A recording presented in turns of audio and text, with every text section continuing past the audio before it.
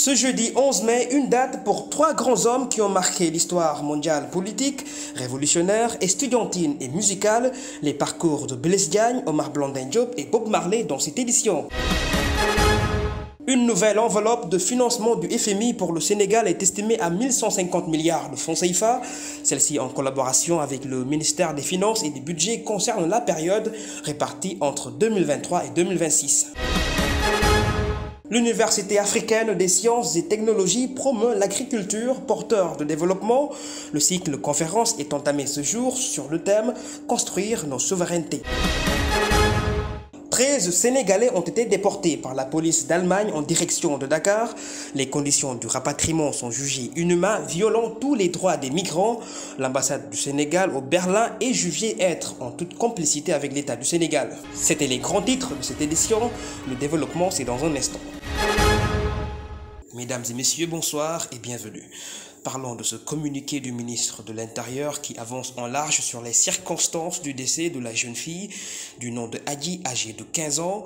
Ceci a fait réagir le Forum civil. Le coordonnateur Birahim Seck révèle une légèreté dans la communication ou une probabilité convoquée par l'autorité inappropriée. La mention du communiqué, je cite, « Elle a été ramenée sur la plage par les vagues et aurait été mortellement touchée dans l'eau probablement par l'hélice d'une pirogue ». Fin de citation. M. Seck affirme qu'elle est loin d'être convaincante. Les critiques sur les réseaux sociaux se multiplient, créant de plus en plus une vague d'indignation après une première thèse établie sur les véritables causes du décès de la jeune fille. Elle serait issue des violents affrontements entre gendarmes et habitants de Ngor selon plusieurs témoins. Le ministre de l'Intérieur Antoine Félix Diome informe que plus d'informations seront mises à disposition s'il y aurait plus de faits établis. Je l'annonçais dans les grands titres, un nouveau programme de 1150 milliards de francs CFA est financé par le Fonds monétaire international pour accompagner le Sénégal durant les 3 prochaines années. L'institution internationale était en mission pour 2 semaines qui vient d'être clôturée aujourd'hui par une conférence conjointe avec le ministère des Finances et du Budget. Écoutons le chef de mission du FMI au Sénégal, Guy Gemayel, et Mamadou Moustapha Ba, ministre des Finances et du Budget, au micro d'Aline Badara Ndiaye et Ibrahim Monsali. C'est un nouveau programme sur 3 ans. C'est un programme avec un décaissement sur les 3 ans de 1150 milliards. C'est un programme sur 4 piliers, parce que c'est le gouvernement du Sénégal qui propose des piliers pour améliorer un peu l'efficacité de la politique économique et sociale. Et nous pensons qu'il faut effectivement renforcer la gestion des finances publiques. Il faut renforcer la gouvernance financière et la transparence, parce que nous y sommes déjà. Donc, avec ces institutions créées, et effectivement sortir de la liste grise à partir d'octobre, du fait que, effectivement, des mesures appropriées ont été prises. La réalisation d'une économie plus résiliente et inclusive, c'est le 3e axe. Et le dernier axe, c'est effectivement le renforcement de la résilience au changement climatique. Et le programme va tourner effectivement autour de 1150 milliards. Les années antérieures, vous voyez souvent juste le FMI faire le point de presse. Cette fois-ci, on le fait ensemble. C'est parce que le gouvernement a proposé un nouveau programme au FMI qu'il a analysé. Et ensemble, pendant 2 semaines, nous avons travaillé ensemble et nous sommes parvenus à des convergences jusqu'à ce que ce nouveau programme soit conclu. C'est un choc après choc après choc que le pays et même les pays de la sous-région et d'autres sont en train de faire face. Et on est là pour aider bien sûr le Sénégal ainsi que les autres pays à pouvoir surmonter ce choc et pouvoir avoir une économie résiliente qui puisse produire des opportunités d'emploi, réduire le taux de chômage, et permettre à l'économie de s'améliorer et agrandir dans les années à venir. Il y a 2 facteurs qui vont contribuer à la baisse de la dette. Le premier facteur, c'est la consolidation fiscale et budgétaire que j'ai mentionné tout à l'heure et que le ministre a mentionné. Avec cette consolidation, les déficits vont graduellement baisser vers les 3% d'ici 2025. Et donc, ceci signifie qu'il y aura moins d'endettement et donc le stock de la dette, quand on le mesure par rapport à l'économie, il va graduellement aussi baisser. Et il y a un second facteur, comme certains l'ont mentionné, c'est l'exploitation pétrolière et gazière qui va aussi contribuer à élargir la base, c'est-à-dire le produit intérieur brut. Et donc ceci, mécaniquement, va aussi permettre que ce ratio de dette sur PIB va aussi baisser. Et donc, partant de là, nous voyons une tendance baissière au niveau de la dette. Je l'annonçais en début d'édition, 89 ans déjà que le premier député noir, Galaye Mbaye Diagne dit Blaise, nous a quittés. Il est né le 13 octobre 1872 à Gorée, fils de Nyoror Diagne et de Nyanya Antoine Préra. Après un siège sur 5 législatures à l'Assemblée nationale française en 1914, au 11 mai 1934, date de sa mort, en 1924, il est élu maire de Dakar comme premier Africain noir élu au poste de maire de la ville de Dakar. Blaise Diagne a été aussi un homme de gouvernement occupant plusieurs postes ainsi que sa représentation en Afrique du 26 janvier 1931 au 19 février 1932. Blaise Diagne a véritablement contribué grandement pour qu'il y ait une étroite solidarité entre le peuple sénégalais et le peuple français. Sa vision était de croire à la pleine maturité des races noires qui pourront être maîtresses de leur destinée. Celle-ci était la déclaration qu'il croyait fermement. La disparition de Blaise Diagne fut saluée comme une grande perte et son nom rejoint dans l'Afrique d'aujourd'hui celui des grandes figures. Au Sénégal, son nom est inscrit au fronton d'un lycée et c'est celui d'une avenue de la capitale. Une autre figure emblématique est rendue hommage en ce jeudi, Omar Blondin Diop, un jeune philosophe et intellectuel qui était très actif au mouvement gauchiste des années 60 et la révolution des années 1968. Ce révolutionnaire, militant anticolonialiste et farouche opposant de la politique pro-française du président Senghor est décédé en 1973 à l'âge de 26 ans dans la prison de Gorée. Cheikh Tidiane Thiam sur son portrait. À Niamey en 1946, Omar Blondin Diop était un étudiant en philosophie à l'école normale supérieure de Saint-Claude en France. Conscient de la situation politique postcoloniale, il décide de s'engager dans la politique. Il intègre d'abord l'Union des étudiants communistes, puis l'Union des jeunes communistes marxistes-léninistes. Au printemps 1968, Omar Blondin Diop accompagne la formation du mouvement du 22 mars Étincelle de mai 1968. C'est en ce moment qu'il est devenu une figure emblématique du mouvement contestataire post-colonial C'est en ce moment qu'il est devenu une figure emblématique du mouvement contestataire post-colonial 68 ans qui défiera plus tard le président Léopold Sédar Senghor. Avant cela, l'étudiant en philosophie participe activement aux nombreuses manifestations comme le 9 mai à la Mutualité, la nuit des barricades du 10 au 11 mai dans les quartiers latins, ou encore le 24 mai dans le cortège ralliant la gare de Lyon. Dans le même temps, le mouvement de mai 68 à Dakar connaît un retentissement important, tout comme dans d'autres villes du pays, à l'image de Ziguinchor en Casamance. L'agitation scolaire étudiante et syndicale aboutit à une crise politique majeure du régime de Léopold Sédar Senghor. Dans ce contexte, sur le sommet du retour de vacances estivales au Sénégal, en octobre 1969, Omar Blondin est refoulé du territoire français pour ses activités politiques de l'année précédente. À Dakar, il poursuit son militantisme et participe à la fondation du mouvement des jeunes marxistes-léninistes avec l'ingénieur statisticien Landing Savané.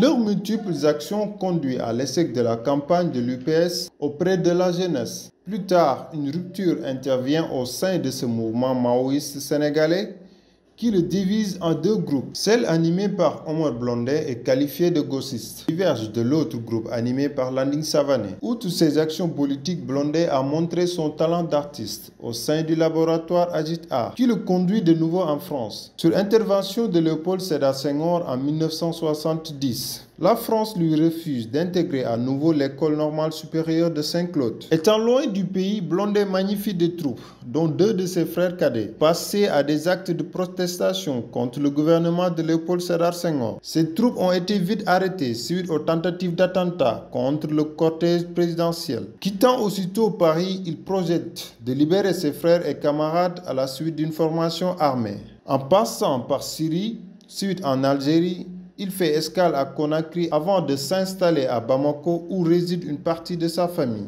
Il fut arrêté à la veille du visite du président Léopold Sédar Senghor au Mali par la junte militaire de Moussa Traoré. Extradé vers le Sénégal, il est condamné le 23 mars 1972 au tribunal spécial sénégalais à 3 ans de prison pour atteinte à la sûreté de l'État. Emprisonné à la prison de Gorée, l'administration pénitentiaire a annoncé sa mort le 11 mai 1973. Présenté. Emprisonné à la prison de Gorée, l'administration pénitentiaire a annoncé sa mort le 11 mai 1973, présenté comme un suicide par pendaison. La nouvelle provoque une intense colère populaire. Quelques jours plus tard, le 6 juin, son père dévoile les résultats de l'autopsie, qui constatait plusieurs traumatismes violents portés dans les régions bulbaires et de lambeaux sacrés, ayant entraîné une forte commotion cérébrale. Suite à la plainte déposée par son père, le juge a entamé plusieurs inculpations de plusieurs gardes de l'administration pénitentiaire. Les autorités décident d'écarter l'affaire qui aboutira à une délibération d'une ordonnance d'incompétence. Un vrai parcours du combattant pour les agents des collectivités territoriales section Ziguinchor qui ne bénéficient toujours pas d'une augmentation de salaire.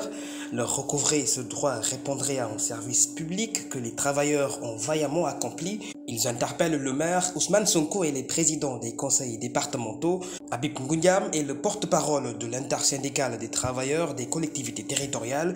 Ses propos sont recueillis par Mame Ndiaye. Population de Ziguinchor et de la diaspora. Aujourd'hui, vous avez trouvé en face de vous des agents des collectivités territoriales meurtris, des agents des collectivités territoriales qui ont mal aujourd'hui, parce que leur maire, qui dans tous les toits réclame son droit, aujourd'hui nous voyons qu'il est en train d'opprimer les droits des travailleurs, qu'il est en train de menacer les dignes travailleurs que nous sommes. Et nous disons non, nous ne l'accepterons pas. Nous ne l'accepterons pas dans la mesure où aujourd'hui nous avons abattu un travail important dans cette commune. Si on parle de l'état civil aujourd'hui, c'est grâce à ces vaillantes femmes et à ces vaillants hommes qui ont rendu aujourd'hui l'état civil fluide. En 2 minutes, tu viens avec tes coordonnées, tu as ton extrait de naissance, ton extrait de mariage ou ton extrait de décès. Donc ça, c'est le travail de ces vaillants agents qui sont là, en face d'une équipe qui ne veut pas dialoguer, qui refuse de dialoguer, qui refuse d'appliquer la loi. Et face à cela, nous sommes mis en face d'eux pour dire obligatoirement il faut qu'ils respectent véritablement nos droits. Donc, sur ça, nous ne transigerons pas. Nos droits doivent être respectés. Si nos droits ne sont pas respectés, nous allons effectivement, comme cela se fait aujourd'hui, se mettre en face de nous pour se battre. Pour dire que c'est le président de la République qui lui a inspiré. Mais ce que le président de la République lui a dit, il ne l'a pas fait. Le président de la République a sorti une lettre circulaire. Ali, montre-leur la lettre circulaire. Il leur a sorti une lettre circulaire pour dire à tous les maires et les présidents de département véritablement de payer ces augmentations. Parce que ces travailleurs ont droit effectivement à ces augmentations. Une agriculture porteur de croissance et pourvoyeur d'emplois pour la jeunesse est l'objectif de l'Université africaine des sciences et technologies. Celle-ci veut booster la filière agricole au Sénégal. Aujourd'hui était la présentation du cycle de conférences jusqu'au mois d'août. Le ministre Ali Ngouille Ndiaye, par ailleurs administrateur général, avec Alioune Badara Ndiaye et Ibrahima Moussali. Je pense que notre rôle en tant qu'institut de formation, et plus particulièrement dans le secteur de l'enseignement supérieur, est de contribuer au débat scientifique sur des sujets aussi problématiques, j'allais dire stratégiques, que des sujets de souveraineté. Et c'est pourquoi l'Institut EMIA a pris la décision cette année de consacrer son cycle de conférences Academia à la question de la construction de nos souverainetés. Évidemment, la souveraineté, si on veut l'aborder, commence d'abord par la souveraineté agricole et alimentaire. Et c'est ça qui explique que la première conférence que nous tenons porte sur cette thématique. Et nous nous félicitons que ces débats aient permis d'échanger des idées entre différents acteurs, qu'il s'agisse des acteurs gouvernementaux, des chercheurs, des étudiants, des enseignants, mais aussi des producteurs, ce qui était très important. Mais par la suite, dès le mois suivant, on va abordé d'autres thèmes tout aussi importants comme la question du capital humain et du développement des ressources humaines pouvant permettre de contribuer à plus de souveraineté dans nos différentes politiques publiques. Au mois d'octobre, lorsque j'ai quelques semaines après notre nomination au poste de ministre de l'Agriculture, de l'Équipement rural et de la souveraineté alimentaire, le président nous a instruit en Conseil des ministres de coordonner la mise en place de la stratégie de la souveraineté alimentaire, le SAS. Et c'est ce que nous avons fait avec les différents ministères. Et nous avons associé dans ce processus qui a été un processus participatif les producteurs, qu'ils soient les privés, qu'ils soient l'agriculture familiale, les partenaires, pour qu'on puisse mettre en place cette stratégie. Et nous avons, dans le cadre de cette stratégie, en tout cas sélectionné soit c'est des céréales à produire, soit la filière viande, soit la filière pêche pour être autosuffisant pour l'essentiel de nos besoins de consommation. Nous avions estimé qu'il fallait un besoin de financement d'environ 5 000 milliards pour les 5 prochaines années. Déjà, je dois dire que nous avons, à l'issue du sommet sur la souveraineté, obtenu un premier financement de la BAD pour 1 milliard d'euros. Déjà, ce qui est important. Et nous sommes en train de continuer à la sélection de projets et à la rencontre avec des bailleurs potentiels pour la suite. Bon, des défis, je pense que vous avez vu les chiffres, hein. Les défis sont importants parce que déjà nous avons aujourd'hui des objectifs chiffrés. Quand vous regardez déjà les chiffres, vous savez très bien que c'est de gros défis. Parce que déjà si vous prenez pour le riz, quand nous avons dit que nous devons être autosuffisants dans les 5 prochaines années, ça veut dire quoi? Ça veut dire qu'il faut multiplier par plus de 2 la production actuelle. C'est un grand défi. C'est pas seulement avec des mots, sujets, verbes, compléments qu'il faut le faire. Il faut y arriver avec des emblavures, il faut y arriver avec de la mécanisation, il faut y arriver avec de la transformation, il faut y arriver avec la logistique pour la commercialisation. Donc tout ça, c'est un ensemble de défis qu'il faut faire et la même chose est valable également pour les autres spéculations. L'actualité de ce jeudi, c'est aussi la filière anacarde en Casamance qui nécessite une contrebalance avec des noyaux qui attendent toujours acheteurs. Un surplus de 2000 tonnes sont toujours entre les mains des coopératives. Accusant un retard de la campagne 2023, les acteurs souhaitent l'ouverture de l'activité de l'exportation par voie terrestre. Boubacar Konta, président de l'interprofessionnel du cajou du Sénégal avec Momdiaï. Mais à Ziguinchor, on peut dire pratiquement la campagne a démarré à partir du 20 avril. Et cette année, on a su vraiment beaucoup de retard sur la campagne. Ça s'explique sur beaucoup de choses. Parce que jusqu'à aujourd'hui, il y a des noix de l'année dernière qui sont là et qui n'ont pas de preneur, surtout des noix financées dans le cadre du système de récépissé d'entrepôt, qui se trouvent toujours dans les mains de certaines même coopératives et certains acheteurs. L'interprofession à ce niveau est en train de voir comment évacuer certaines noix. Il y avait une quantité de presque 5000 tonnes, mais on a pu exporter les 3000 tonnes, ça reste à peu près 2000 tonnes actuellement. Donc cela explique un peu le retard de cette campagne. Et du fait que jusqu'à présent, il n'y a pas de mesure très claire sur l'exportation de l'anacarde. Parce que ça aussi, il y a une mesure interdisant l'exportation par voie terrestre. Et cette mesure a été revue l'année dernière et cette année, normalement, on a pu faire 48 heures ces 2 derniers jours pour parler de cette mesure. La position est claire, c'est de libérer la circulation. Parce que quand on parle d'exportation, c'est quand on quitte d'un pays à un autre pays. Mais si on quitte de Ziguinchor pour aller à Dakar, je ne vois pas pourquoi on doit bloquer la circulation dans ce sens. J'évoquais dans les grands titres de cette déportation irrégulière de Sénégalais vers Dakar. Ils sont au nombre de 13 et vivant en Allemagne.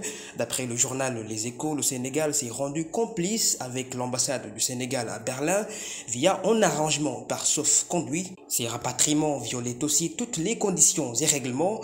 Le journal parle des conditions inhumaines avec des Sénégalais en menottes dans l'avion avec 4 policiers allemands en destination de Dakar. La plupart des Sénégalais rapatriés ont été arrêtés le 1er avril dans la rue, puis conduits en prison sans téléphone. Ils se voyaient empêchés de tous leurs droits de contact avec leurs proches, voire même accéder à leurs biens.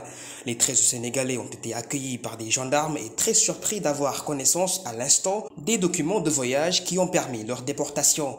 Parmi eux figurent aussi des personnes détenteurs de permis de séjour. L'animatrice de la chaîne Walf TV, Thioro Marou Mandela, a été libérée provisoirement. L'affaire des groupes WhatsApp à vocation propagandiste, Topouka s'intitule-t-il, s'était soldée par un mandat de dépôt le jeudi 20 avril après les investigations de la division spéciale de la cybersécurité. Poursuivi pour association de malfaiteurs, collecte illicite de données à caractère personnel, diffusion d'images et d'écrits contraires aux bonnes mœurs, la chroniqueuse était aussi comme étant l'administratrice de 3 autres redoutés groupes Facebook, à savoir Nenetouti, Kaimodele et Laftiat. Son avocat, Maître Moussa Sarr, nous informe que le contrôle judiciaire sera notifié par la mise en cause par une obligation d'émargement tous les 2 mois qui est assortie d'une interdiction de communiquer avec ses co-prévenus et les plaignantes. Le 11 mai, date qui rime avec Bob Marley, on célèbre en ce jour le reggae par sa disparition en 1981. À l'âge de 36 ans, l'artiste d'origine jamaïcaine existe toujours en laissant résonner l'un de ses plus beaux tubes comme One Love en 1977 ou No Woman No Cry, sans oublier son album Légende qui a été vendu à 10 millions d'exemplaires dans le monde. Son portrait, le voici avec Asto Baldé. Auteur, compositeur, chanteur et musicien jamaïque Bob Marley ou Robert Nesta Marley est né le 6 février 1945 à Nine Miles, Jamaïque. Fils de Cédella Malcolm, paysanne noire de 17 ans, et du capitaine Norvar Marley, un blanc âgé plus de 50 ans. Son père fait quelques apparitions dans sa vie et meurt alors que Bob Marley n'avait pas 5 ans. Il grandit entouré de son grand-père et d'un oncle, tous deux musiciens amateurs. Nesta, comme l'aimait l'appeler sa mère, a décidé d'être chanteur. En 1957, sa mère aménage dans le ghetto de Kingston. En 1962, les premières notes à 17 ans, Marley apprenti soudeur. La Jamaïque devient indépendante et la musique ska en est le symbole. Profitant d'un arrêt maladie, il suit le conseil d'un ami pour se rendre au studio disque Beverly's. Il enregistre 3 titres. 2,45 tours sortent sous le nom de Robert Marley, Jersey Note et One Cup of Coffee. Ils seront même diffusés en Grande-Bretagne via Island, un label ska.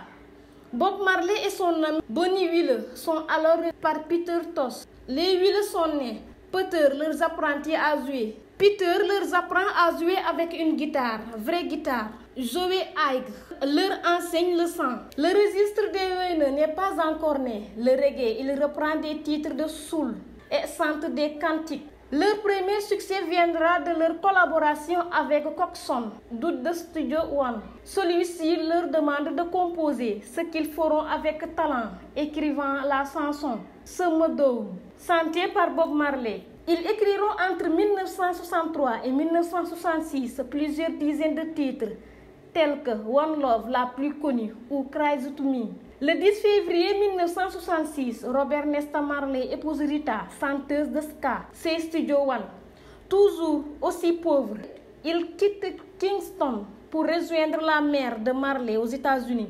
À la douane, le prénom Nesta disparut de son passeport, jugé peu sérieux par l'agent fédéral qui lui préfère Robert. Un événement va. Depuis 1976, Bob Marley échappe à une tentative d'assassinat durant une campagne électorale qui tend à la guerre civile. Il est blessé par balle. Il parvient à réussir sur scène 2 ennemis jurés opposants pour lesquels il se désirait. Edward Sayanga, à l'origine de la tentative d'assassinat, et Michael. C'était le plus beau jour de sa vie, une blessure au pied qui s'est uniformée en tumeur. Nesta est gravement malade. Le 17 avril 1980, il se rend à l'indépendance du Zimbabwe. Il donne un concert qui malheureusement tournera court. Il garde son mal en secret et joue une dernière fois le 12 septembre. Sa compilation Légende album reggae le plus vendu de tous les temps s'est-elle vendu à plus de 10 000 millions d'exemplaires, ce qui fait de Bob Marley l'un des artistes les plus écoutés au monde. Père de 11 enfants, dont l'aîné David Marley, alias Ziggy, suite à une tache sur son ongle, attribuée à une blessure au football, était une forme rare de cancer de la peau, appelée mélanome lantineux acral. Le 11 mai 1981, Bob Marley s'éteint à l'âge de 36 ans à Jackson Memorial Hospital, Miami, aux États-Unis. auprès de sa mère. Avant de mourir, il dira à son fils Ziggy, « L'argent ne fait pas la vie ». Il est enterré le 21 mai à Sainte-Anne, en Jamaïque. Nous terminons avec la page sport. En route vers le sacre mondial des U20, les Lionceaux détenteurs du trophée continental le 11 mars passé en Égypte ont reçu des mains du Premier ministre le drapeau national. Ils ont tous les encouragements du porte-parole du gouvernement hier à la primature. La Coupe du Monde des moins de 20 ans est prévue du 20 mai au 11 juin 2023 en Argentine. Le Premier ministre Amadou Ba. Dans le cadre de la trajectoire ascendante du football sénégalais vers le plus haut sommet, je suis convaincu, dis-je, que vous êtes inspirés par vos illustres aînés. Je veux nommer Sadio Mané, Gana Gueye, Kalidou Koulibaly, Youssouf Sabaly, Boulaye Dia, Edouard Mendy et tous les autres membres de l'équipe nationale A.